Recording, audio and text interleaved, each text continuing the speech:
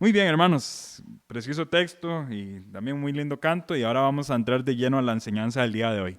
Entonces vamos a orar por este tiempo de enseñanza y arrancamos de lleno con el artículo número 6 de nuestra confesión de fe. Entonces, oramos. Gracias, Padre. De nuevo, gracias porque nos permites estar acá y ahora te pedimos que por medio de tu Santo Espíritu nos ilumines para la comprensión de tu palabra. Gracias, Señor, por una iglesia donde podemos reunirnos y con confianza y armonía poder hablar de ti, o hablar de tu palabra y meditar mucho más en lo que creemos acerca de tu palabra y de la doctrina, Señor. La honra y la gloria para tu nombre. Háblanos a través de lo que vamos a estar estudiando y oramos en el nombre de Cristo Jesús. Amén. Artículo 6 de la Confesión de Fe. Como saben, estamos estudiando los artículos de nuestra confesión uno por uno. Hoy les quedo debiendo copias si alguien no tiene. Les quedo debiendo. Muy bien. Artículo 6. Vamos a leerlo como hacemos normalmente, completo. Y luego de leerlo completo vamos a ir deteniéndonos poco a poco. Dice así. Creemos que las bendiciones de la salvación son gratuitas para todos por medio del Evangelio, que es el deber inmediato de todos el aceptarlas de manera cordial, penitente y obediente por la fe. Y que nada impide la salvación del pecador más grande en la tierra, sino su propia depravación inherente y el rechazo voluntario del Evangelio, lo que le implica una agravada condenación. Este es el artículo con el título El don de la salvación. Entonces, si vamos por partes, vamos a reiterar mucho de lo que ya hemos visto, pero es necesario, ¿verdad?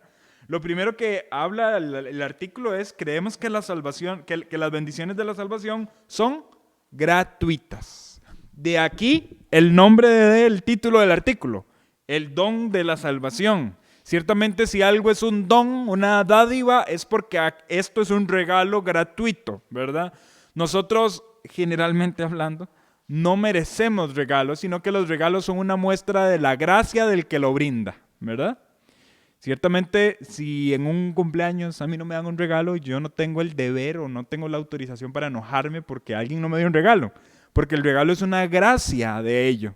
Yo sé que en algunas casas ya esto se ha desvirtuado, ¿verdad? Y Dios guarde en mi casa, fulano no me dé regalo.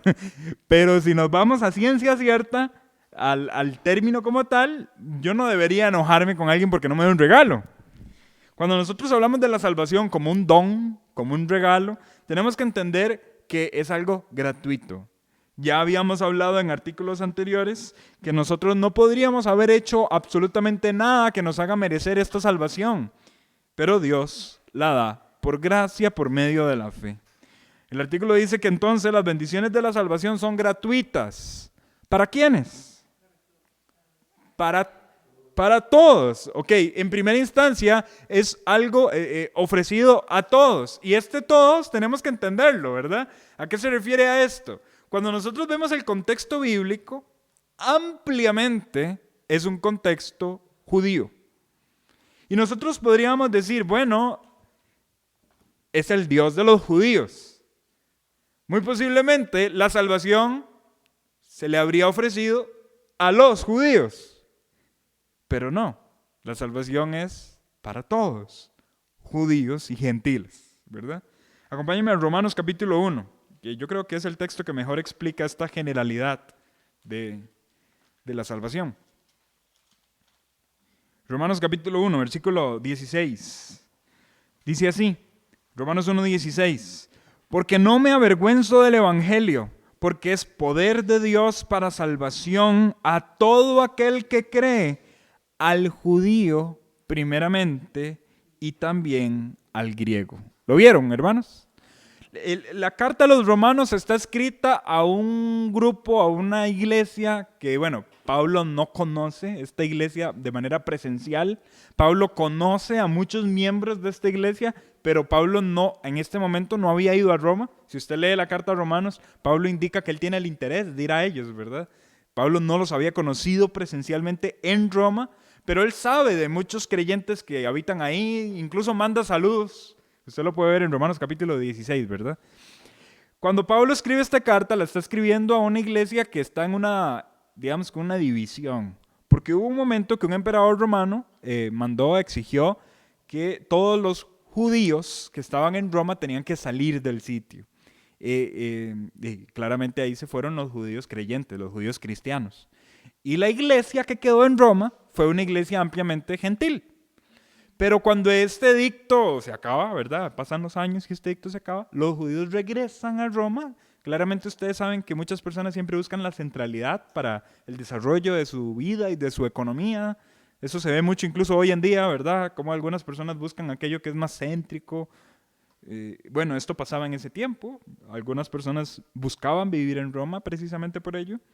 Y cuando los judíos, estos judíos que habían sido expulsados, regresan a Roma, los judíos creyentes que llegan ven una iglesia, pues casi una iglesia gentil, ¿verdad? Porque había habido años de desarrollo en la práctica de una iglesia gentil. Obviamente llegan los judíos con todas sus prácticas judías, con todo lo que un judío hace, con el apego a la ley judía, y empiezan a ver la necesidad de implementar de nuevo las costumbres judías en los hábitos de la iglesia. Pablo se da cuenta de esta situación y Pablo les exhorta. Y el libro de Romanos termina siendo pues prácticamente una de las cartas casi que más importantes del Nuevo Testamento, en la cual se amplía la doctrina de la salvación de manera explicada punto por punto. Y Pablo lo hace precisamente para demostrar que tanto judíos como gentiles son salvos por gracia por medio de la fe. Solamente por gracia por medio de la fe. Cuando Pablo está diciendo esto, entonces dice, el evangelio es poder, o sea, en griego, dunamis. De la palabra dunamis viene dinamita. O sea, imagínense la potencia de lo que el apóstol Pablo está tratando de decir, para que años más tarde esa palabra haya sido la palabra útil para describir la dinamita. El evangelio es poder de Dios para salvación a todo aquel que cree, al judío primeramente y también al griego. Todos son salvos por medio de la fe y la salvación entonces es un don gratuito para todos. No hay alguien que deba hacer algo para merecerlo. Gratuito para todos por medio del evangelio. Los textos que aparecen en la confesión de fe son Isaías capítulo 55 versículo 1, Apocalipsis versículo 22, versículo 17. Estos textos, si usted los lee con detenimiento, hacen referencia a venga y beba de esta agua, ¿verdad? Esa forma en la que el agua es gratuita para aquel que accede a ella. Sigue diciendo la confesión que este es el deber, que es el deber inmediato de todos, aceptarla de manera cordial, penitente y obediente por la fe. Cuando alguien es expuesto al evangelio, ¿cuál es su deber? Aceptarlo. El evangelio implica una acción humana.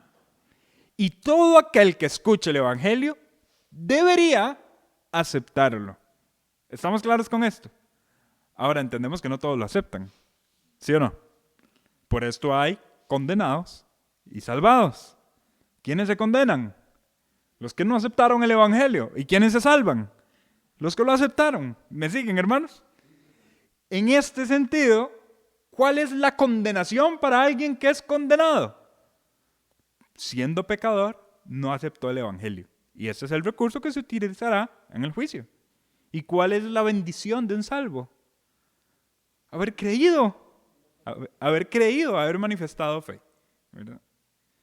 Entonces dice, ahora no es solo aceptarla, sino que hay una forma de aceptar el evangelio. Y dice, de una manera cordial, penitente y obediente.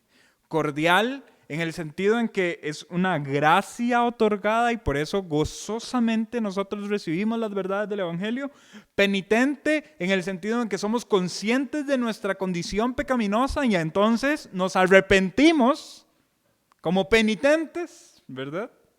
Y obediente porque el evangelio también demanda una acción. El evangelio es una buena noticia que demanda una responsabilidad de aquel que lo recibe. Si usted se va a los evangelios, el Señor Jesús habló frecuentemente de ¿cuál sería la palabra que se me acaba de ir?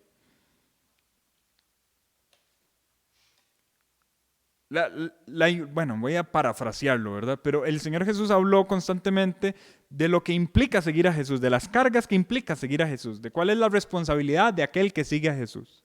Ustedes me quieren seguir, tomen su cruz cada día y síganme y vengan en pos de mí. Ya me vino la palabra, del costo de seguir a Jesús. Él habló mucho de esto. El Evangelio también predica el costo de seguir a Jesús, porque no todo es beneficio, también hay un costo del desprendimiento de nuestros hábitos pecaminosos por seguir en amor al Jesús que nos salvó. No malentiendan el costo con, entonces me gané la salvación porque me costó. No, sino que Jesús, antes de hablar del Evangelio, habla de la responsabilidad de quien lo recibe tiene con respecto a Cristo. Y usted y yo tenemos responsabilidades con respecto a Cristo, ¿cierto? Por eso Dios nos colocó en una iglesia local. En la iglesia local es precisamente donde estas responsabilidades son visibles, donde el servicio es visible, donde la disciplina eclesiástica es visible. La iglesia local es este cuerpo en el cual nosotros hacemos visible el don de gracia que fue otorgado por medio de la salvación. Entonces, es el deber inmediato aceptarlo de manera cordial, penitente y obediente por la fe.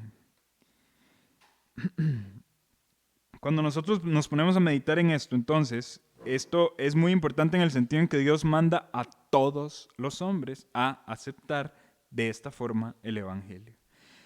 La salvación o la condenación, entonces, dependen de la obediencia a la orden de creer. ¿A cuál orden me estoy refiriendo? Vean Hechos capítulo 17. Hechos capítulo 17.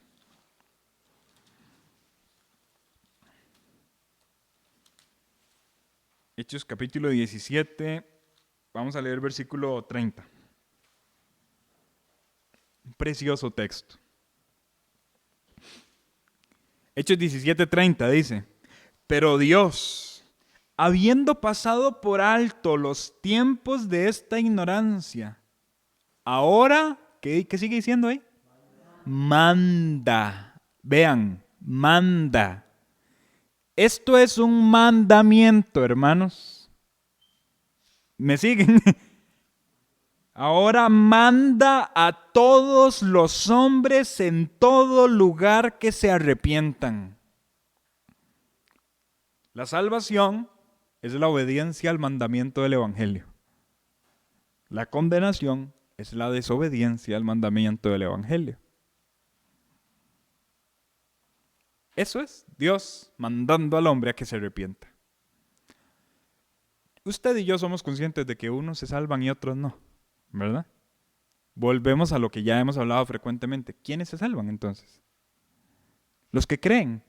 Y los que creen son los que obedecen, como dice aquí en la confesión, de manera cordial, penitente y obediente. El mandamiento, la salvación, es obediencia al mandamiento del Evangelio. ¿Cuál es el mandamiento del Evangelio? Arrepentíos y creed en el Evangelio. Esa fue la primera predicación pública de Jesús. Bueno, si obviamos la forma en la que él habló públicamente cuando tenía 12 años. Pero si hablamos estrictamente hablando de su predicación en el inicio de su ministerio, su primera predicación pública fue arrepentíos y creed en el Evangelio. Marcos 1, 15 y 16, usted lo puede observar. Arrepentidos y creer en el Evangelio. Ese era el sermón de Juan el Bautista también, ¿se recuerdan? Arrepentidos y creed en el Evangelio. Esa es la orden que viene del cielo a la tierra. Este es el mandamiento que viene del cielo a la tierra. Arrepentidos y creed en el Evangelio. Romanos capítulo 16, versículo 26.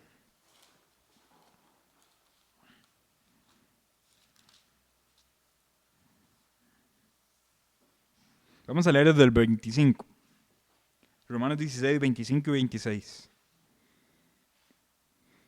Y al que puede confirmaros según mi evangelio y la predicación de Jesucristo, según la revelación del misterio que se ha mantenido oculto desde tiempos eternos, pero ha sido manifestado ahora, y que por las escrituras de los profetas, según el mandamiento del Dios eterno, se ha dado a conocer a todas las gentes para que obedezcan a la fe. ¿Notaron, hermanos? Mandamiento, obediencia. Yo no sé en qué momento del discurso cristiano se entendió que el mandamiento es el Antiguo Testamento y el Evangelio es otra cosa. ¿Me siguen con esto, verdad? La ley es el mandamiento, el Evangelio es la gracia. Y perdón por decirlo en muy buen tico, pero se machetea la Biblia, ¿verdad? Y se hace una fisura eterna en su continuidad y su simplicidad. Esto no es así. El Evangelio termina siendo también un aspecto del mensaje de Dios demasiado vinculado al Antiguo Testamento. Porque el Antiguo Testamento y la ley del Antiguo Testamento es aquel espejo que me dice de qué me debo arrepentir. Cuando yo observo la ley, cuando yo veo mandamiento tras mandamiento, lo que Dios me dice, debo amarlo a Él sobre todas las cosas, debo honrarlo, debo amar a mi prójimo, debo abstenerme al robo, a la mentira, a la fornicación, al adulterio. Debo darle el papel de importancia, el lugar de importancia que Él merece recibir por la eternidad. Y yo vuelvo a ver mi vida y digo, yo no hago nada de eso. ¿A qué me llama eso? A arrepentirme. Y después del arrepentimiento, Jesús da la solución del Evangelio, donde Él es el justo, primeramente, quien vive una vida de acuerdo al Evangelio, pero no solamente el justo, sino también el que justifica. Jesús, el que vivió una vida santa y perfecta, imparte su justicia y su santidad ¿a quiénes? A los que crean en Él. ¿Ven cómo el Antiguo y el Nuevo Testamento van de la mano, hermanos? Hay iglesias de que no, nosotros no creemos en el Antiguo, o no, nosotros no creemos en el Nuevo. No se puede ser cristiano y desprendernos de algo de la Escritura.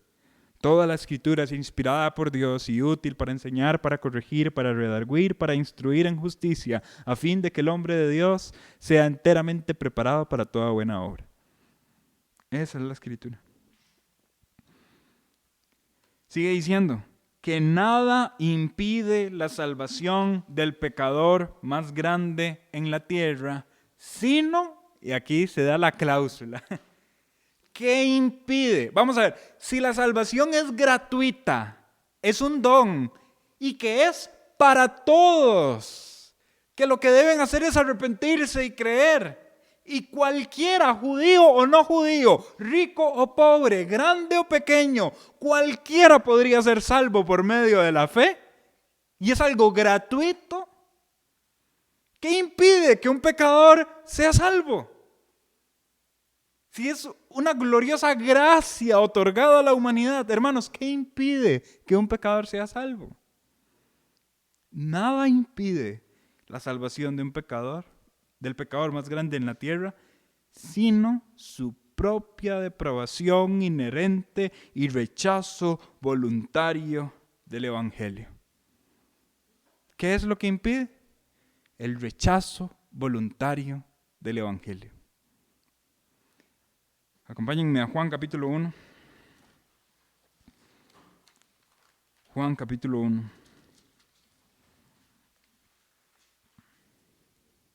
Versículo 11.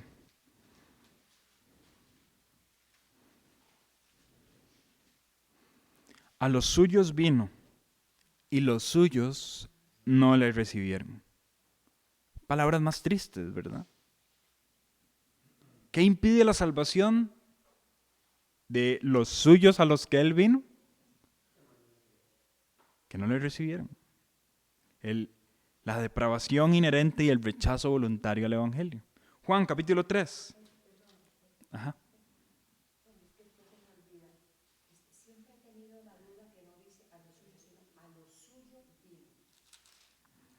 Ok, a lo suyo vino, sí.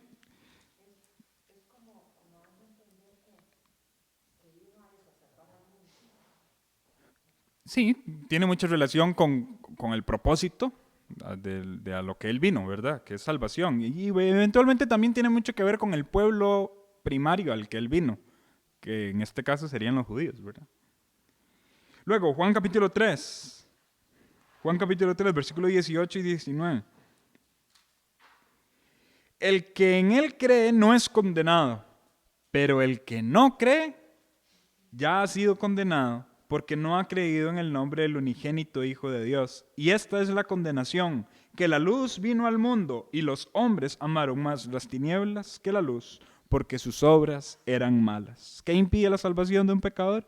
Su propia depravación inherente y su rechazo voluntario al Evangelio. Hermanos, Dios no se fija en razas, en condiciones socioeconómicas, en color de piel. Quien no es salvo es porque por su naturaleza depravada rechaza el Evangelio. Amén. ¿Quién es salvo entonces? ¿Quién sí es salvo? El que cree. Ahora, el que tiene fe. Ahora le pregunto, ¿usted creyó y tuvo fe? ¿Sí? Bueno, espero que sí, ¿verdad? Si usted es salvo, ahora le pregunto, ¿usted fue creado con una naturaleza depravada? Cuando usted nació, ¿usted tenía una naturaleza depravada? Sí, estudiamos en artículos anteriores esto, ¿verdad? El rey David dijo, en pecado me concibió mi madre. ¿Y por qué usted creyó? Por la obra del Espíritu Santo. Porque el Espíritu Santo actúa en aquello que se va a estudiar la próxima semana, que es el artículo 7, que se llama regeneración. Y yo quiero que usted entre en conciencia de esto. Lo único que impide que alguien sea salvo es su naturaleza depravada y su rechazo voluntario al Evangelio. Pero el Dios de gracia es tan grande que aún para que nosotros seamos salvos por medio de su Espíritu, cambia nuestra naturaleza depravada para que nosotros voluntariamente digamos, sí, acepto. ¿Vieron lo grandioso que es Dios? Hermanos, el hecho de que usted esté sentado aquí el día de hoy y pueda decir, yo creí en el Señor Jesucristo, es primariamente una obra del Espíritu Santo en su corazón. Y de nuevo, esto hace eco a las palabras de la Escritura, no por obras, para que nadie se gloríe. Por gracia, por medio de la fe. Nada impide la salvación del pecador más grande, sino su propia depravación inherente y su rechazo voluntario al Evangelio. Es decir, todo lo que impide la salvación de un pecador, usted y yo lo teníamos.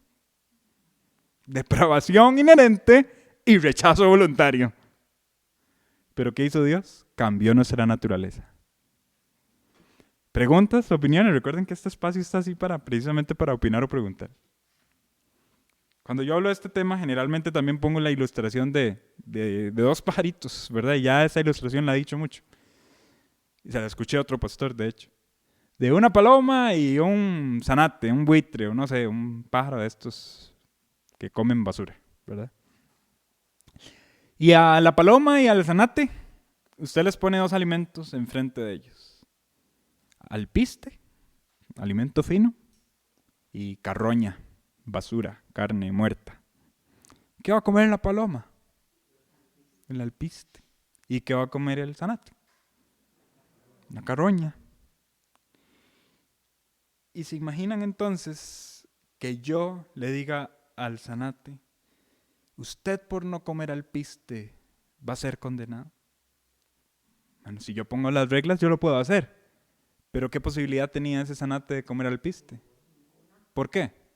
Por su naturaleza inherente. ¿Qué necesita ese zanate para comer alpiste? Cambiar de naturaleza. O sea, una palomización. Una regeneración. Necesita convertirse en paloma. ¿Eso es algo natural? No, eso es un milagro. Eso fue lo que ocurrió en usted y en mí, para que nosotros nos acercáramos al Evangelio y lo consumiéramos como alimento delicioso para nuestras almas. El Evangelio del Señor Jesucristo es una obra del Espíritu Santo que hizo el milagro de la regeneración y la transformación de nuestra vida para que luego nosotros voluntariamente le digamos al Señor, sí, creo en ti. ¿Ha orado usted por la salvación de alguien? ¿Verdad que sí? ¿Y nosotros en quién confiamos para que alguien sea salvo? En la obra de Dios. Y cuando usted y yo oramos para que alguien sea salvo, ¿qué pedimos? Señor, abre su entendimiento. Señor, quebranta su corazón duro. Señor, abre sus ojos. ¿Por qué entendemos eso tan claramente cuando oramos? Porque sabemos que eso fue lo que ocurrió en nuestras vidas. Teníamos un corazón duro, teníamos los ojos cerrados, los oídos cerrados. Pero ¿quién nos abrió los ojos? ¿Quién nos abrió los oídos? ¿Quién quebrantó nuestro corazón? El Espíritu Santo. Esta es la preciosa obra de la regeneración y de esto vamos a hablar muy ampliamente la próxima semana. Pero entonces, ¿qué impide la salvación del pecador más grande en la tierra? Su propia depravación inherente y su rechazo voluntario al Evangelio. ¿Quién es el responsable de no ser salvo? El propio ser humano que no acepta y que voluntariamente no acepta la salvación. Alguien podría decir, no, el culpable de que alguien no sea salvo es Dios, porque Dios no hizo esta obra. Esta obra es un don, es un regalo. Es un regalo de Él. El culpable de ser condenado es el ser humano por su rechazo al Evangelio. Y este es el mensaje.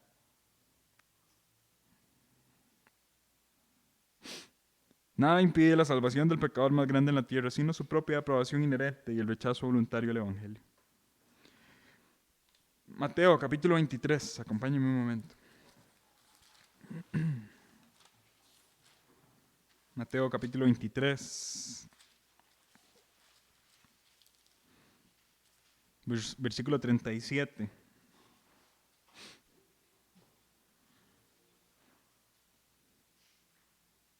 Jerusalén, Jerusalén, que matas a los profetas y apedreas a los que te son enviados.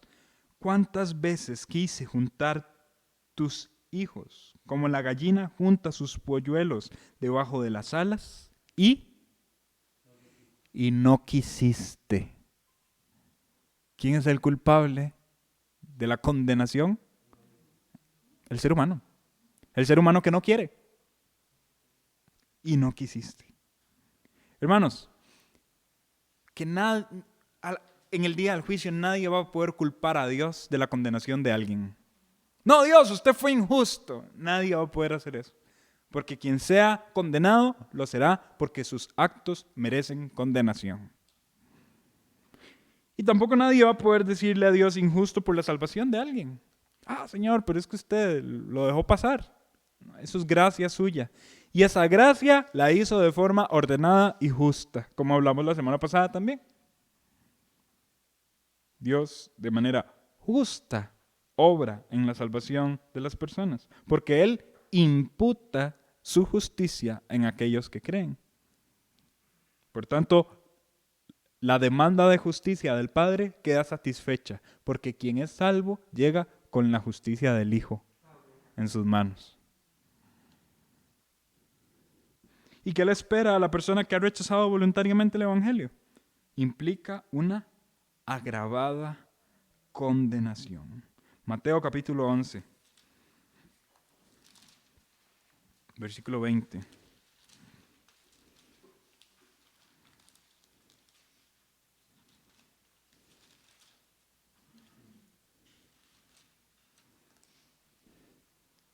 Mateo 11, 20. Entonces comenzó a reconvenir a las ciudades en las cuales había hecho muchos de sus milagros, porque no se habían arrepentido.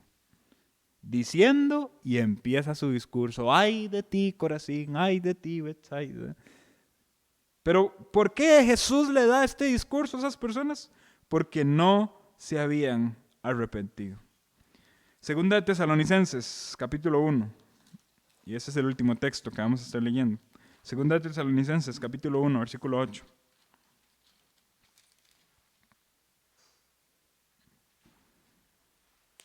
Voy a leer desde el versículo 6. Segunda de Tesalonicenses 1, del 6 al 8. Porque es justo delante de Dios pagar con tribulación a los que os atribulan, y a vosotros que sois atribulados, daros reposo con nosotros cuando se manifieste el Señor Jesús desde el cielo con los ángeles en su poder, en llama de fuego, para dar retribución a los que no conocieron a Dios, ni obedecen al Evangelio de nuestro Señor Jesucristo. Sigo al 9. Los cuales sufrirán pena de eterna perdición, excluidos de la presencia del Señor y de la gloria de su poder. Y sí, lo estamos leyendo en el Nuevo Testamento. Una persona una vez me preguntó: Henry, ¿cómo hace usted para compaginar el hecho de que Dios es ira y amor? ¿Cree usted que Dios es ira?, me preguntó. Yo le dije: sí, es uno de sus atributos. Por tanto, es Dios. Dios es ira.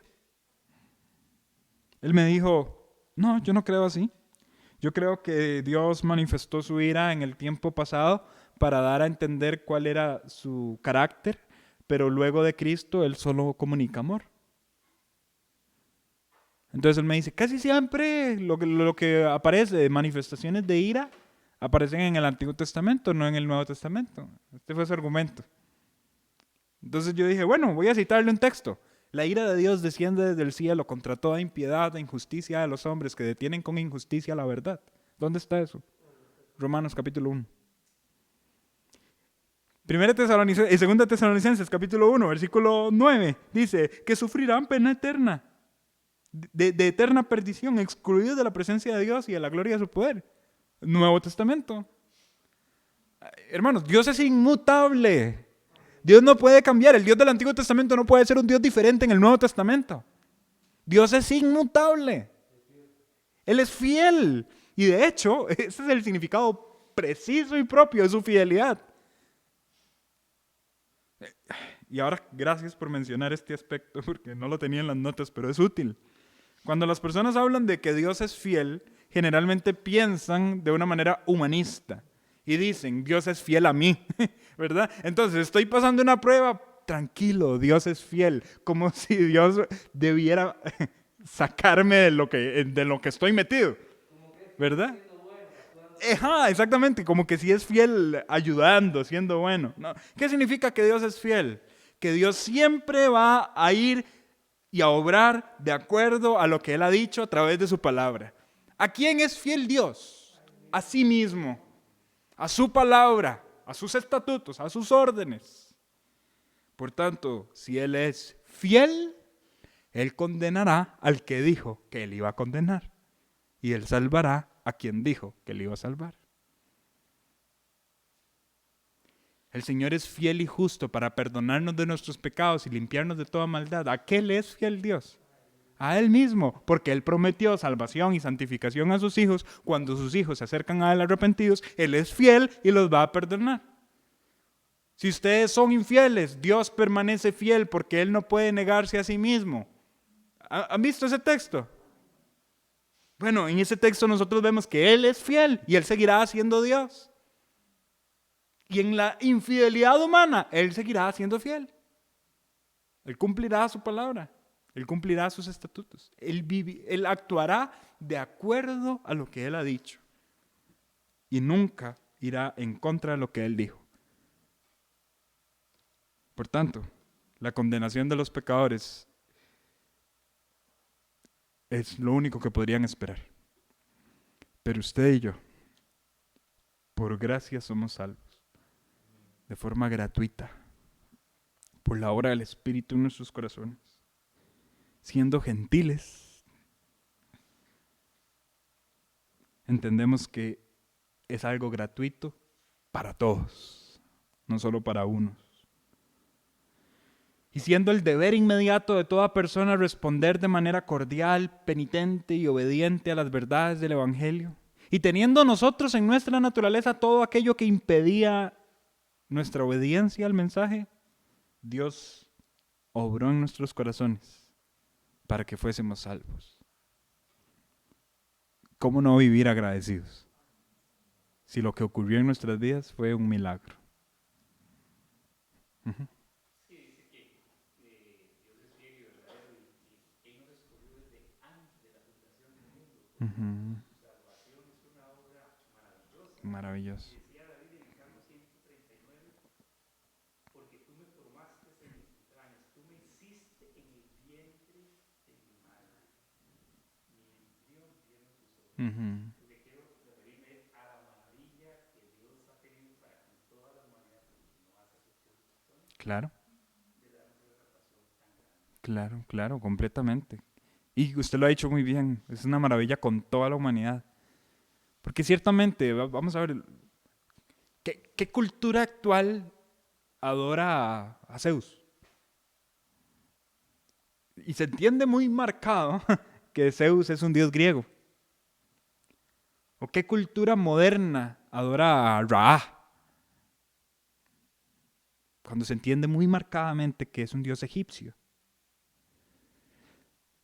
Pero hay personas de toda lengua, toda tribu y toda nación que postran sus rodillas ante Jehová, el Señor Jesucristo.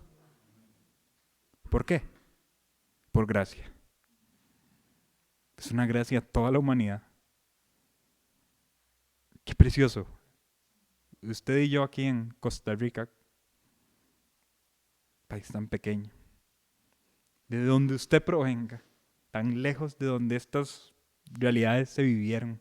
Estamos tan lejos de un Belén, tan lejos de un Canaán, tan lejos de una Jerusalén.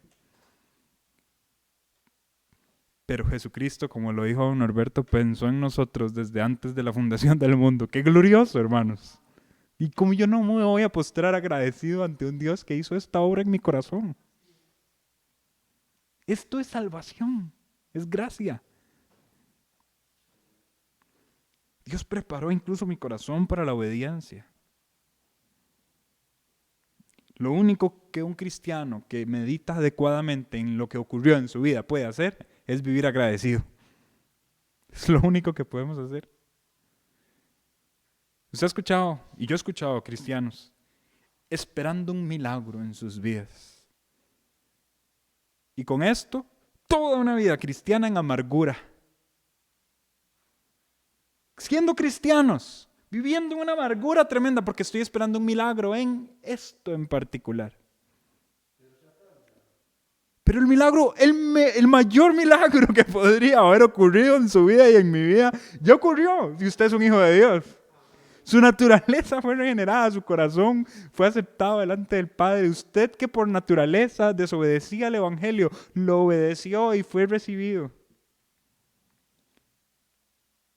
Dios prometió santificarlo, porque el que comenzó la buena obra la perfeccionará hasta el día de Jesucristo. Dios prometió que usted estaría con Él en la gloria.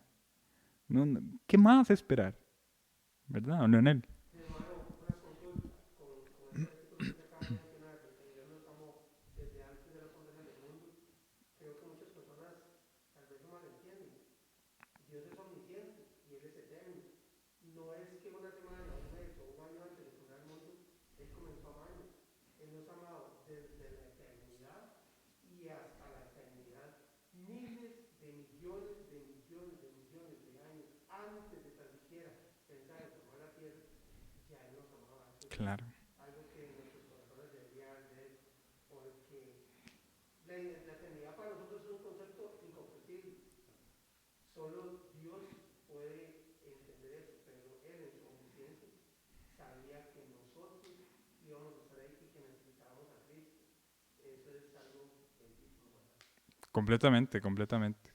Qué glorioso es pensar en el amor de Dios para conmigo. Un amor tan abundante. Nosotros le amamos a Él porque Él nos amó primero. Es un amor abundante. Y de nuevo, lo único que nos puede llevar este amor es una vida de gratitud, de servicio, de entrega, de pasión. ¿Cuántos cristianos están con vidas sin pasión en su cristianismo? ¿Cuántos cristianos apagados? ¿Cuántas personas pisoteando los consejos y las virtudes de la Escritura? ¿Cuántas personas voluntariamente alejándose del Dios que los perdonó y los salvó? Incluso cuántos pensando que son salvos y no lo son, precisamente porque en su naturaleza no se complacen en Él. Siguen comiendo carroña. Hermanos, yo creo que por esto el apóstol Pablo era tan enfático en decir: poned la mira en las cosas de arriba y no en las de la tierra. Claramente, si usted y yo nos enfocamos en lo terrenal, nos vamos a deprimir. Pero piensen en las cosas de arriba. Piensen en ese Dios que pensó en usted, en ese Dios que le perdonó, en ese Dios que hizo un milagro en su corazón, en esa gloria en la que con la que usted estará con Dios en la eternidad. Piensa en esa voluntad de Cristo a padecer la cruz para salvar sus pecados, para cargar sus pecados. Si nosotros empezamos a pensar en lo de arriba, gratitud, esperanza, servicio, entrega, pasión, esto va a ser lo único que va a desbordar de nuestro corazón.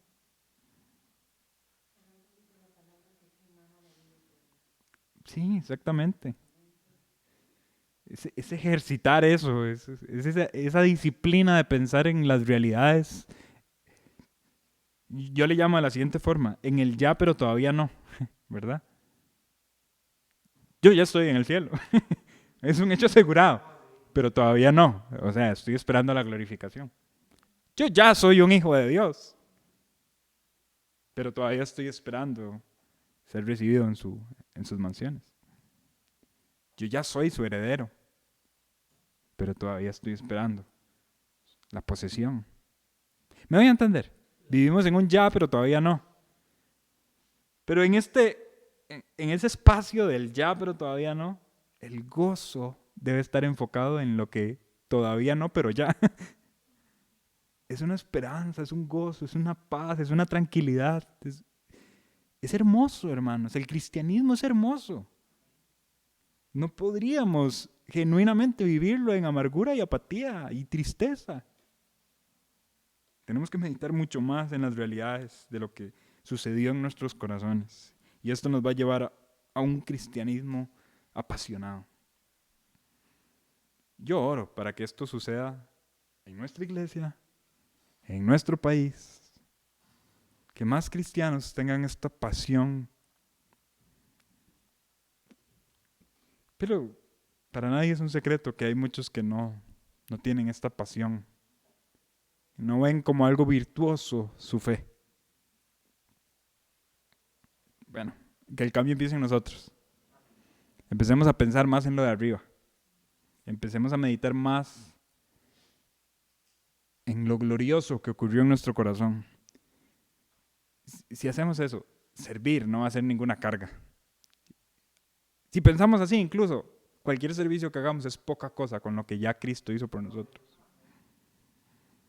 Si pensamos así, congregarnos en ningún sentido llegaría a ser una carga. Pero hay personas que ven congregarse como una carga en sus espaldas. ¿Cómo? ¿Cómo, hermanos?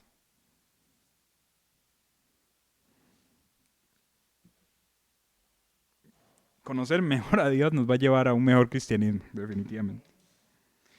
Y bueno, ese es el artículo número 6, un precioso artículo, y ya la próxima semana vamos a estar meditando en la gracia de la regeneración, que hoy la tocamos superficialmente, pero la próxima semana nos meteremos de lleno en esto.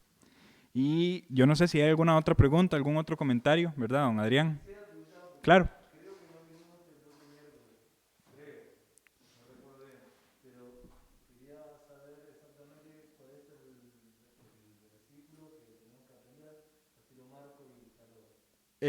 Perdón, el versículo que tienen que aprender para este mes. Ajá, es Juan capítulo 17, versículo 24 y 25. Versículo 24 y 25.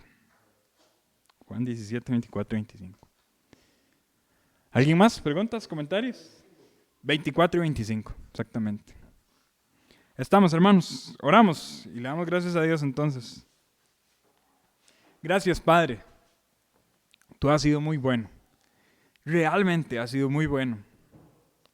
Porque merecíamos el peso de tu justicia, pero tú nos diste un don gratuito. Nos salvaste por gracia, por medio de la fe. Padre Celestial, sabemos que en tu amor, en tu gran amor por la humanidad, nada impide que la persona más pecadora del mundo sea salva, sino solamente su propia naturaleza y su desobediencia. Pero eso éramos nosotros, por naturaleza pecadores y desobedientes a tu mandamiento. Pero incluso tú cambiaste y transformaste nuestro corazón para nuestra obediencia voluntaria. Y por gracia tuya hemos accedido a esta vida que tú otorgas. Y te damos gracias, Señor. Te damos gracias infinitas por este milagro que tú hiciste en nuestras vidas. Y te rogamos que permitas que pongamos nuestros ojos mucho más frecuente en lo que tú has hecho. Ayúdanos a pensar en ese ya, pero todavía no.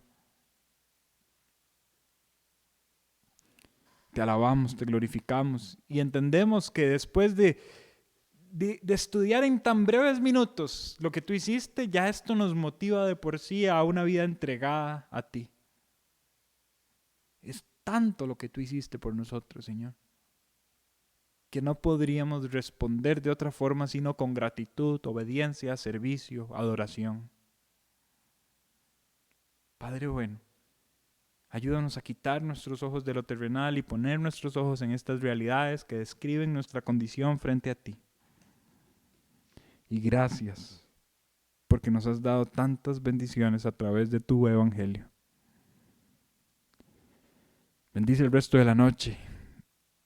Y muchas gracias por ser bueno y por hablarnos a través de tu palabra. Oramos en el nombre de Cristo Jesús. Amén.